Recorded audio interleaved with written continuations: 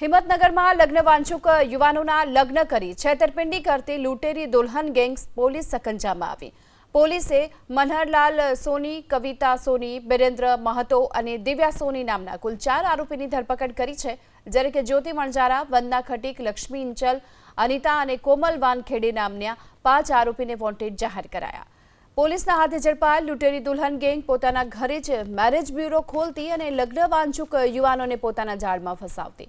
લગ્નના 4-5 દિવસ બાદ બહાનાબાજી કરી ફરાર થઈ જતી હતી। આરોપીઓ છૂટાછેડા માટે યુવકો પર ખોટી રીતે દબાણ કરતા હતા। હિંમતનગર શહેરના એક યુવક આ જ લૂંટેરી દુલ્હનો ગેંગનો શિકાર બન્યો હતો અને પોલીસ ફરિયાદ કરી। ફરિયાદને આધારે પોલીસે કાર્યવાહી કરી 9 પૈકી કુલ 4 આરોપીઓની ધરપકડ કરી છે। ઝડપાયેલા આરોપીઓએ અત્યાર સુધીમાં કેટલા યુવકો સાથે છેતરપિંડી કરી અને ગુનાઓમાં આરોપીઓની સંડોવણી છે કે નહીં તે દિશામાં તપાસ હાથ ધરી। આ જે મનોજ સોની છે અને કવિતા સોની છે, દિવ્ય શક્તિ મેરેજ બ્યુરો ચલાવતા હતા।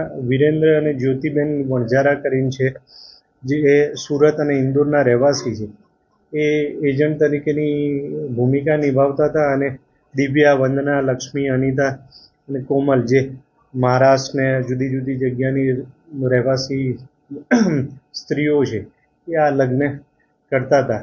આવી રીતે એ આ લોકો વિશ્વાસઘાત અને ગુનાહિત વિશ્વાસઘાત કરીને કાર્યવાહી કરતા હતા।